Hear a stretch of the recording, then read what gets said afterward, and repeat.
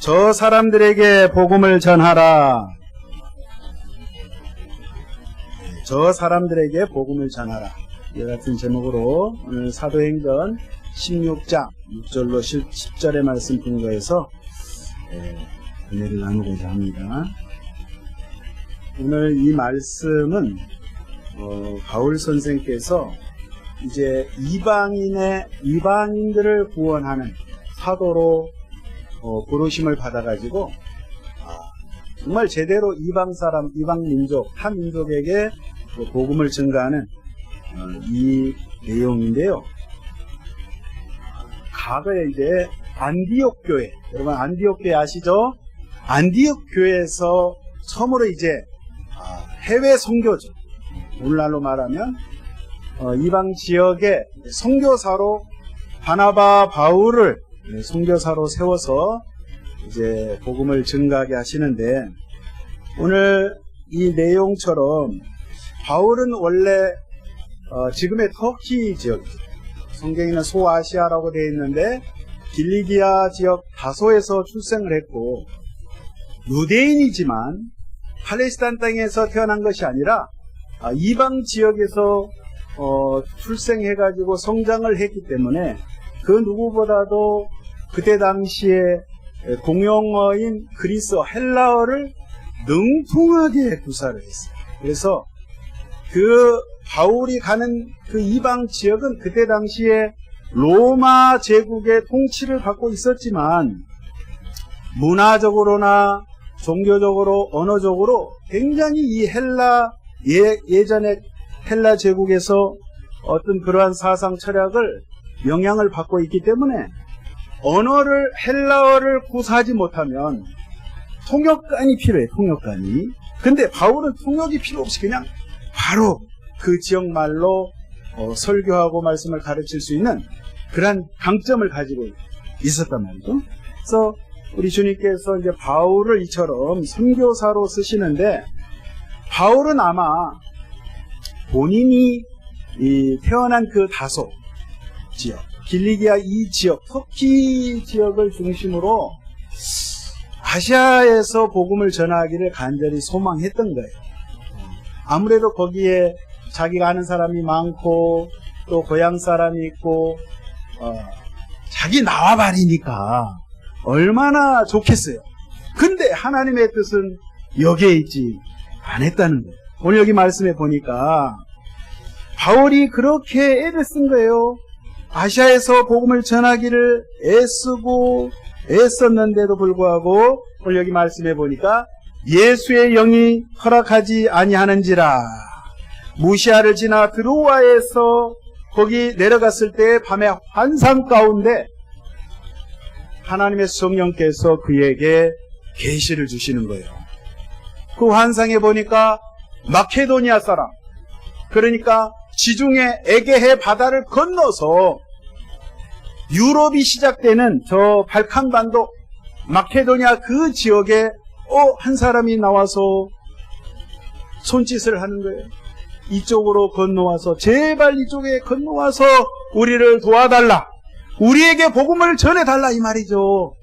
그래서 오늘 바울은 이 환상을 봤을 때 하나님께서 저 사람들에게 복음이 필요하기 때문에, 예수 생명의 복음이 필요하기 때문에 우리를 부르시는구나, 우리를 부르는구나, 하나님의 명령인 줄 알고 순종해서 환상을 보는 즉시 오늘 이 바울 일행이 마케도냐로 건너갔다는 거예요. 여러분, 하나님께서 사인을 하실 때, 하나님께서 환상을 통하여 또 하나님의 말씀을 통하여 사람들을 통해서 말씀하실 때, 계시의 말씀이 있을 때는 여러분 즉각적으로 반응해야 될 줄로 믿습니다.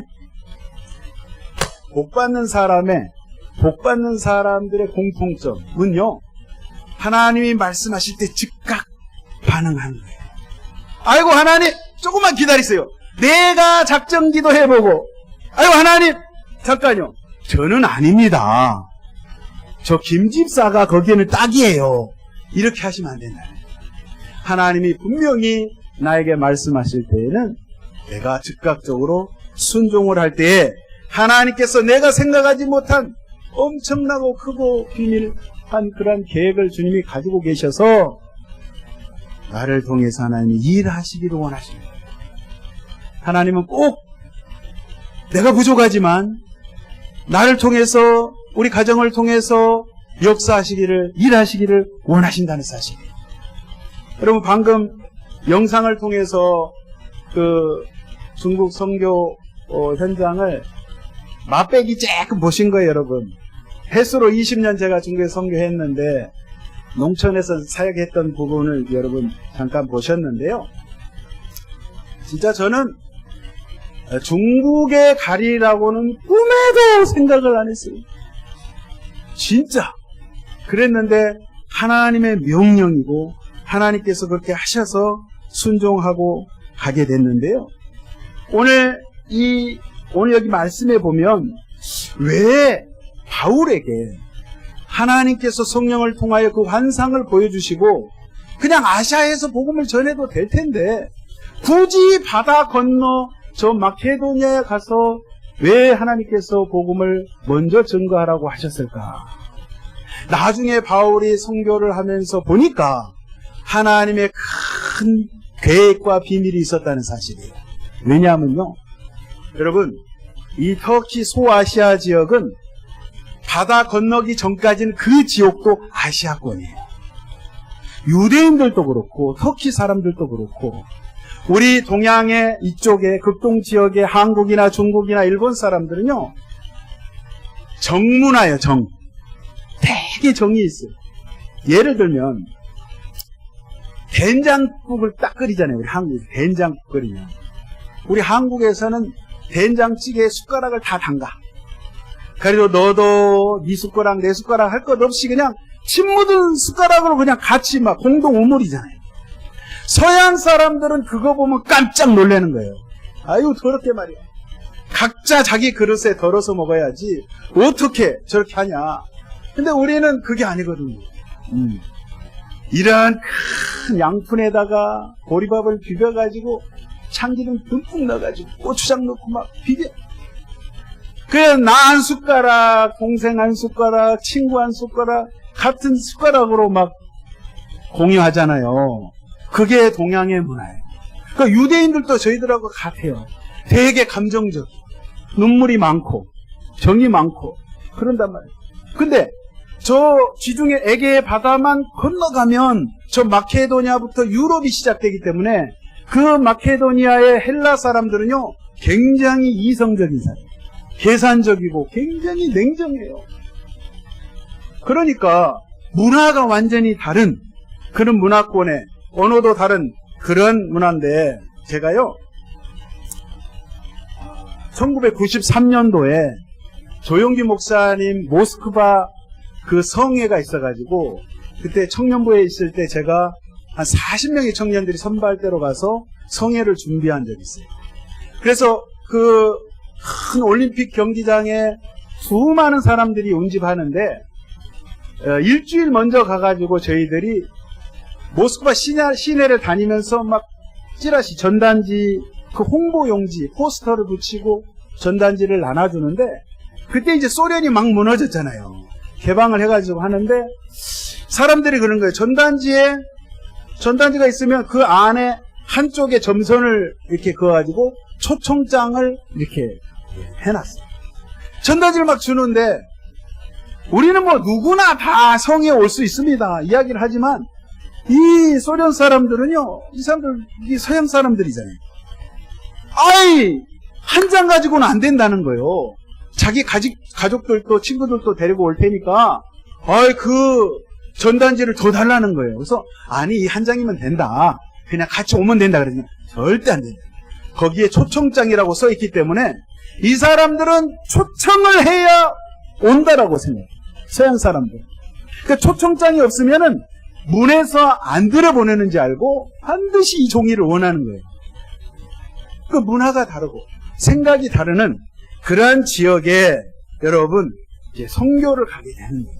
그래서 하나님께서 왜 바울을 이 마케도니아로 건너가게 하셨냐면 그 유럽이 시작되는 그 마케도니아의 헬라 쪽은요, 정말 이론적으로 이 기독교 신앙을 체계화시킬 수 있는, 헬라 철학을 통해서 체계화시킬 수 있는 절호의 기회인 거예요.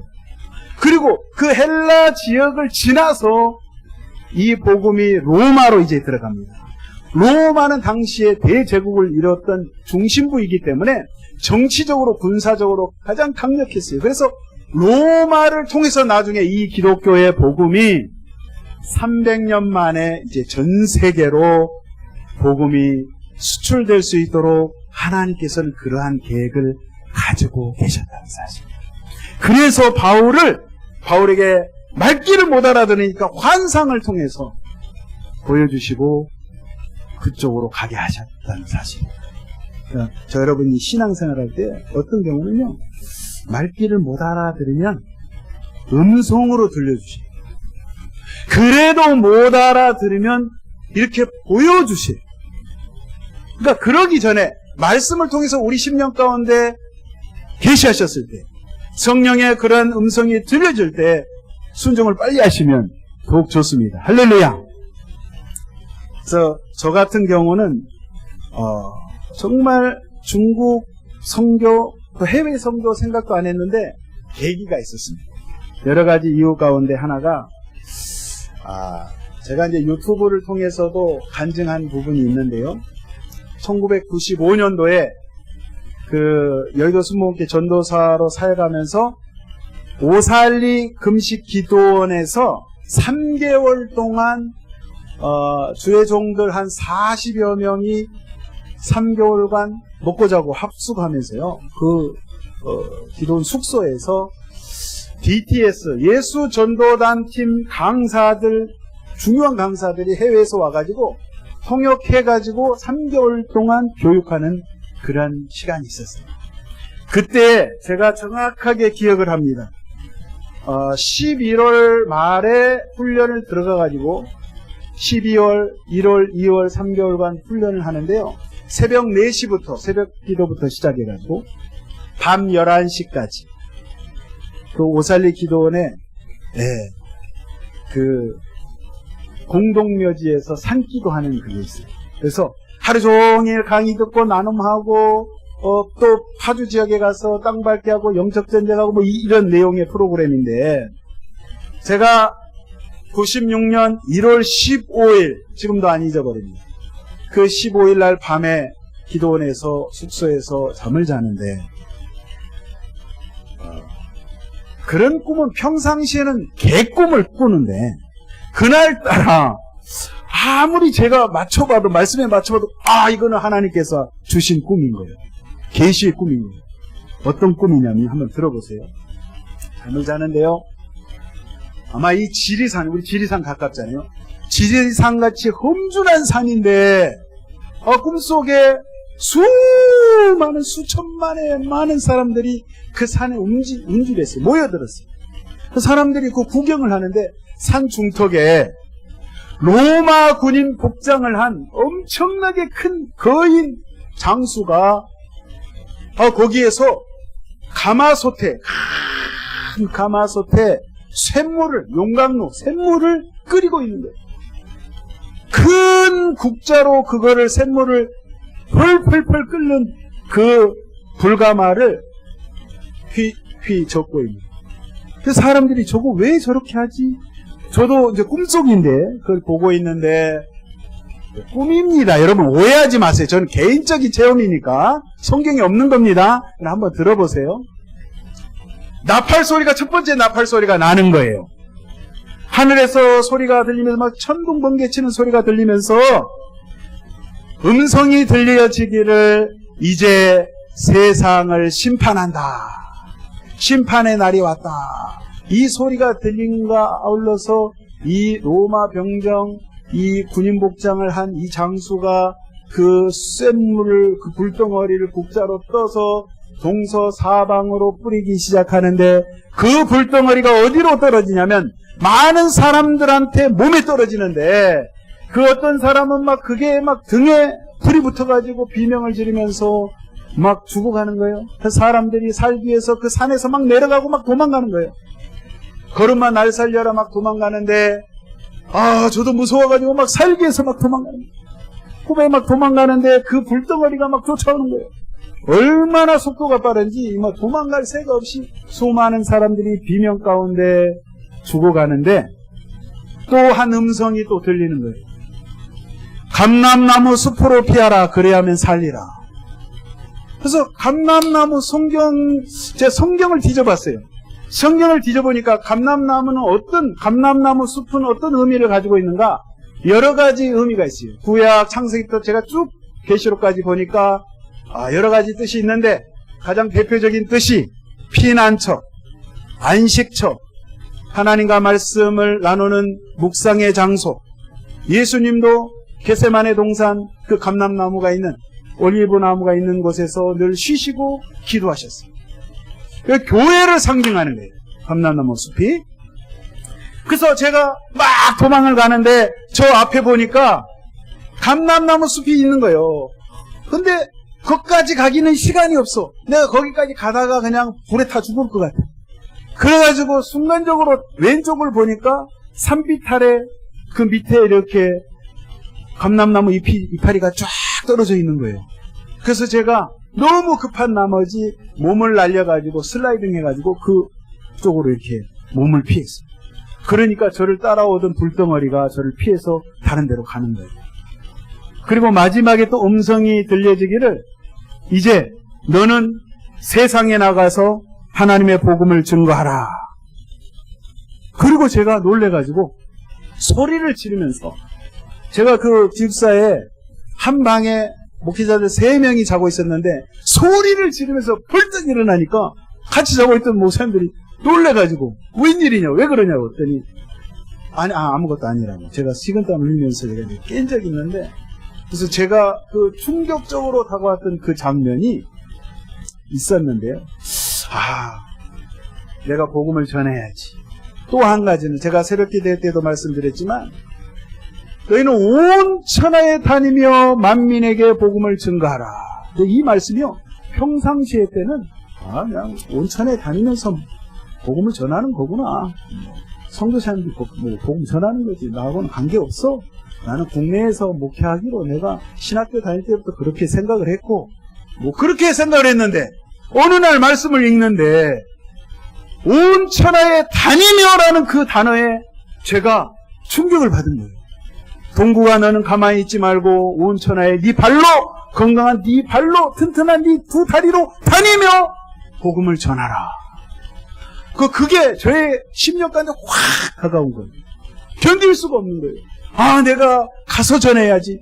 가서 전하는데 내가 어디 가서 전할까?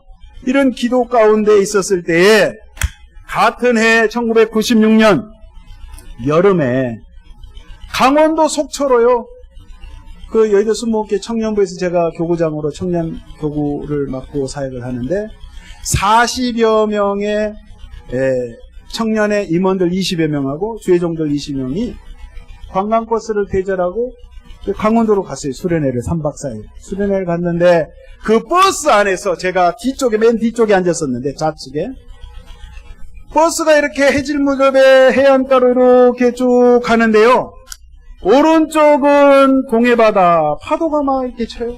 왼쪽은 산이야, 이렇게 길 따라 쭉 가는데, 그냥 앞에서는, 차 안에서는 막 찬양 인도를 하고 율동을 하고 막 따라하고 하는데, 그날 그 시간에 희한하게 그분이 오셨어요. 누가 오셨다고요? 그분이 오셨다고요. 성령님이 역사하셨다 이 말이에요. 그래가지고 마음이 갑자기 찡하면서 막 가슴이 뜨거워지면서 좌측 왼쪽 창문을 딱 바라보는데, 여러분 드라마 보시면 주인공이 과거를 회상할 때 과거의 장면하고 지금 현재 모습이 오버랩 되면서 이렇게 딱 겹치는 그 화면 여러분 생각나시죠? 딱 그겁니다. 아니 그 창가에 산이 보이는데 능선이 보이고 바깥에 풍경이 보이면서, 아니 그 산을 향해서 이렇게 보는데 다른 화면이 제 눈에 보이는 거예요. 뭐가 보이냐면 엄청나게 큰 영화 화면처럼, 영화관에 가면 큰 스크린 있잖아요. 그 대형 화면이 보이면서 그 안에 중국 지도가 보이는 거예요. 대형 중국 지도가 보이면서, 그래서 제가 이게 내가 잠이 부족한가? 이렇게 헛것이 보이지 눈을 다시 비볐어요. 근데 다시 봤어요. 다시 보이는 거예요. 그 중국 지도 안에 수많은 중국 사람들이 인종이 다 달라요. 종족이 다 달라요. 생김새가 다 다른 사람들이 저를 보는 거예요.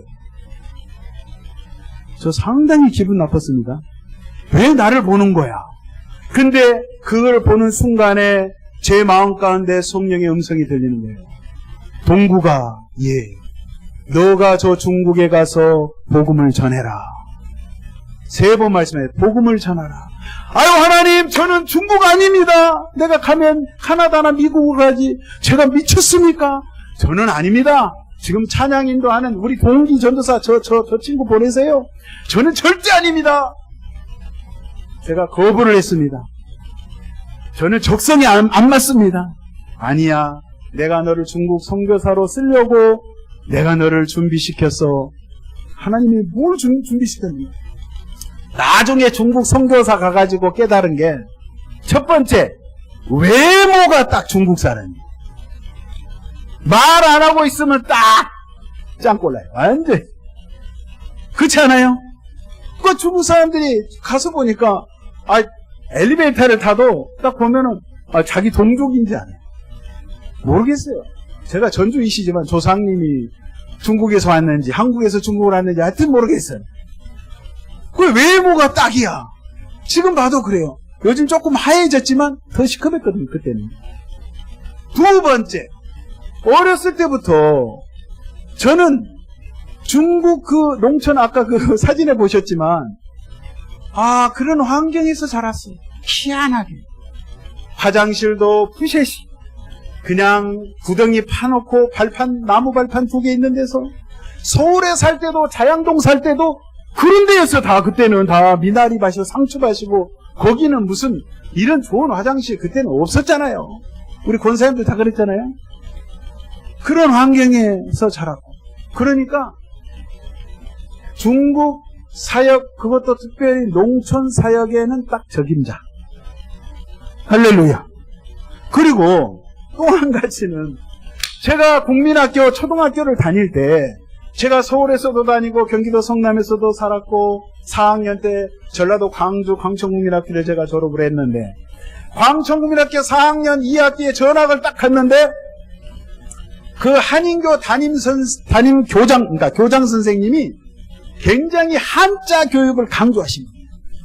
그러니까 4학년 2학기 때부터 그 담임 선생님들한테 시켜가지고 매일같이 한문 한자를 10개 단어를 좌측 우측 칠판에다가 써놔요.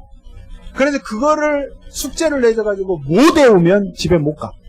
그리고 숙제를 내가지고 그 다음날 그 노트에 써가지고 한문을 써가지고 제출을 해야 돼. 그러니까 4학년, 5학년, 6학년 3년 동안 한자 공부를 했어요.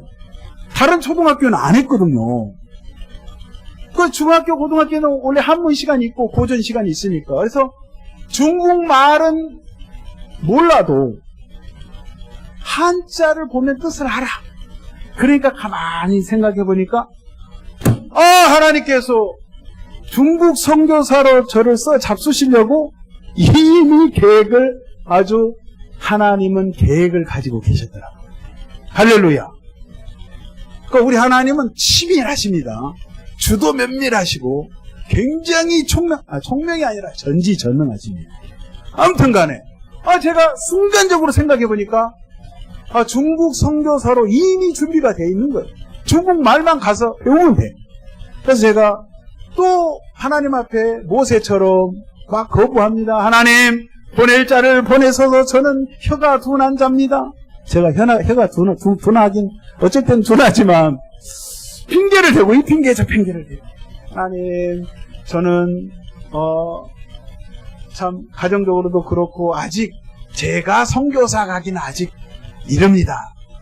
근데 하나님께서 마음 가운데 강력한 압박과 스트레스, 막 압력을 주시는데, 네가 가지 않으면 안 된다는 거예요. 그래서 제가 조건을 딱 또 걸었어요. 참 야곱 같아요. 하나님, 그러면 제가 신학대학원도 지금 입학을 했는데 졸업을 하면 3년이 지나야 되고 또 2차 저차 막 핑계를 막 대. 그러면 내가 중국 선교할 수 있도록 하나님 사람을 붙여달라고. 네? 그러니까 사람을 또 붙여주시는 거예요. 97년도에 제가 처음으로 중국 단기 선교 청년들 23명을 데리고 중국 북경을 들어가가지고 일주일 동안, 그때가 추석 기간이었는데 한 10일 정도 중국 동북 삼석, 옛날 만주 지역이죠. 거기로 들어가서 단기 사역을 하고 요녕성 대련에서 배를 타고 인천으로 들어왔어요. 그래서 그 단기 선교를 계기로 해가지고 하나님께서 중국 선교에 필요한 사람들을 만나게 해주시고 이끌어 주셔서 드디어 99년도 5월 달에 조영기 목사님 이제 아까 첫 장면 파송을 여의도 순복음교회 대성전에서 이제 파송식 안수를 받고 저희 네 가족 아들 둘 데리고 4명이 6월 30날 중국 국방항공을 타고, 그때는 인천공항이 없었어요. 김포공항 국제선. 거기서 이제 타고 딱 들어갔는데, 와, 중국에 딱 들어가니까 중국 단기 선교 다닐 때는 진짜 그건 행복이에요. 왜? 일주일이면 돌아가는 비행기 표가 있어요. 아무리 힘들어도 일주일만 참으면 돼. 아무리 지저분하고 아무리 추워도 그거 참으면 돼. 단기로 한 달 아니면 3개월, 1년 짧게 있어도 돌아가는 비행기 표가 있어요. 돌아간다 생각하면 여러분 힘들다고 생각이 안 되거든요. 근데 조 목사님 안수기도 해주시면서 저한테 그러더라고요. 제 가정은. 이제 돌아오는 다리는 폭파됐으니 너는 거기 중국에 가서 뼈를 묻어라. 아니, 뼈를 묻는 거는 사람들이, 살아있는 사람들이 뼈를 묻든가 뭐 뿌리든가 알아서 할 것이고, 아무튼 아멘하고 갔는데 여러분 정처 없이 부평처처럼, 물론 하나님이 인도하시지만 선교를 못하게 하는 그 나라에 들어가서 선교사들을 잡아가고 또 추방을 하고 조사를 하고 때로는 벌금을 때리고, 예, 감옥에 집어넣고 사람을 시켜서 미행을 하고 도청을 하고 선교를 못하게 하는 그 나라에 가서 여러분 영하 30도의 추운 날씨 다 견딜 수 있어요. 지저분하다? 내가 더 지저분하게 다녀버리면 돼. 그거는 뭐 문제가 안 돼. 화장실 지저분한 거? 나는 어려서부터 그렇게 살았어. 그러니까 그런 건 문제가 안 돼. 문제가 되는 건 뭐냐?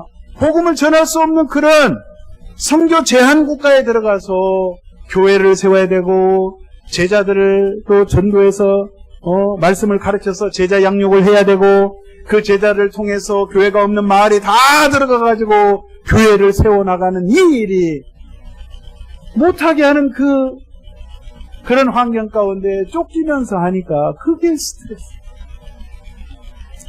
저는 이 한국에 와서 특별히 여기 이 전라도에 와서 너무 감사해요. 너무 감사해가지고 감사의 눈물을 제가 한 바가지 흘렸다는 거 아세요? 뻥입니까? 여러분, 여기 말로 신간 편하게 예수 믿는다는 게 마음 편하게 내가 마음껏 기도하고 마음껏 찬양하고 마음껏 전도할 수 있고 신학교 가고 싶으면 갈 수 있고 부흥회 갈 수 있으면 가고 기도원에서 상기도 할 수 있으면 할 수 있는 대한민국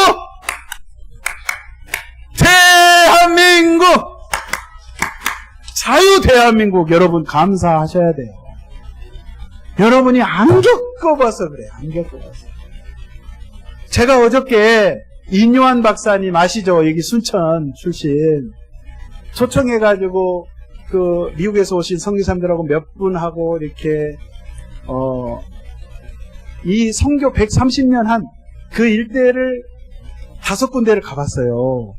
그 폐결핵 환자들 요양하고 이렇게 하는 그 시설, 옛날에 지었던 거 막 70년 전, 50년 전 그 시설 다 보고, 또 여기 내산등이죠? 저 소문만 들었고 언제 한번 가보리라 했는데 그 기독교 역사박물관 갔더니 정말 잘 해놨더라고요. 여러분 안 가보신 분들은 꼭 한번 저희들 모여서 한번 가봤으면 좋겠어요. 공짜예요. 아주 잘 돼 있어요. 안내 다 해주시고 전시관 옛날에 선교사님들이 어떻게 선교 활동을 하고 그때 쓰던 물건들 다 진열해놓고 돼 있는데 감동적. 그 낙후된 조선 땅에 와서 말도 안 통하고 정말 머리도 감지 않았으니까 옛날에 이가 바글바글하고 빈대 벼룩이 바글바글하고 그 이 더럽고 지저분하고 미개한 이 조선 사람들을 위해서 그들의 영혼, 우리의 영혼을 그들이 사랑했기 때문에 어제 이제 질문을 했어요. 이 가정 정말 5대째 이렇게 1800년대 말부터 와가지고 지금 100년이 넘게 5대째 이렇게 선교를 하는데 참 한국 사람보다도 한국인을 더 사랑하고 희생적으로 그렇게 헌신을 했다라고 이렇게 이야기를 하니까 이뇨한 박사님이 그래요. 그건 틀린 말이라고. 왜 그러냐니까 우리가 희생해서 온 게 아니라 우리는 한국을 좋아합니다. 아버님 때도 그렇고 할아버지 때도 그렇고 온 그 가족들이 정말 하나님을 사랑하고 주의 말씀을 사랑하고 했기 때문에 이 땅에 와서 순종해서 20대 초반에 할아버지가 오시고 자기 아버지는 군산에서 태어나고 순천에서 선교 활동을 하고 612개의 교회를, 농촌의 교회를 원래 그 아버지가 저거를 했대요. 미국에 있을 때 미국에서 그 건축학을 공부를 했대요. 대학에서. 그래서 그 시골에 예배당이 없는 곳에 다 콘크리트로 철근을 넣어서 가다를 넣어가지고 벽돌을 이렇게 쌓아서 가다교회라고 하더만요. 전 그걸 처음 봤어요. 실질적으로. 그 예배당에 들어가 봤어요. 했더니 그렇게 큰 사이즈는 아닌데 시골마다 누구나 다 어떤 사람이든 마음껏 하나님을 예배하고 찬양할 수 있도록 이 예배당에 올 수 있도록 그렇게 지었다는 거예요. 600개가 넘게. 그래서 굉장히 감동스럽고 정말 은혜를 많이 받았는데 하나님께서는 저와 여러분을 이처럼 복음의 증거자로 쓰시기를 원한다는 사실. 여러분들이 다 어떻게 중국에 가겠어요? 가시겠어요? 아프리카에 다 가시겠어요? 그럴 수는 없지만 하나님께서 우리 성도님, 우리 집사님, 권사님, 장로님 한 분 한 분을 주님께서는 복음의 나팔수로 이 순천 지역의 선교사로 주님께서는 쓰시기를 원한다는 사실이에요. 그래서 여러분들 내가 받은 은혜, 내가 만난 그 예수님, 그 십자가의 은혜를 여러분들 꼭 그 첫사랑을 잊지 마시고 이 땅에서 꼭 정말 주님이 시간 주시고 건강 주시고 물질 주시고 기회를 주셨을 때 실천하시고 순종하시고 반드시 하나님의 뜻을 이룰 수 있는 그러한 하나님의 귀한 일꾼들 되시기를 예수의 이름으로 축원드립니다. 그래서 성령의 가지가지 많은 열매를 맺어서 하나님께 드려지는 그러한 멋진 인생 사시기를 예수의 이름으로 축원드립니다. 기도하겠습니다. 하나님 아버지 고맙고 감사합니다. 많은 사람들 중에 우리를 하나님의 자녀로 아들, 딸로 불러주시고 천국 백성 만들어주시니 너무나도 고맙고 감사합니다. 하나님 우리가 예수라는 그 이름, 예수 그리스도 그분의 이름을 우리가 되뇌일 때마다 눈물이 나고 감격이 되며 예수 십자가의 사랑을 늘 간직하고 이 귀한 복음을 전하지 않고는 견딜 수가 없는 불타는 마음을 허락하여 주셔서 내가 있는 이곳에 아버지 최선을 다해서 주의 말씀을 증거하며 나갈 수 있는 저희들 한 분 한 분 될 수 있도록 우리 아버지 인도하여 주시옵소서. 바울 선생이 일찍이 아버지의 말씀에 순종해서 전 마케도니아로 건너가 헬라 지역의 많은 영혼들에게 예수 생명의 말씀을 증거했듯이 우리도 하나님 있는 곳에서 이 땅에서 하나님 복음 전함에 충성하기를 원하니 다시 한번 주의 영으로 충만케 하여 주시고 말씀으로 새로워지게 하여 주시고 예수 십자가의 사랑으로 충만하게 가득 넘쳐나게 하여 주셔서 주의 뜻을 온전히 이룰 수 있도록 주여 역사하여 주시옵소서. 우리 하나님의 그렇게 인도하심을 믿사옵고 감사하며 예수의 이름으로 기도하옵나이다. 아멘.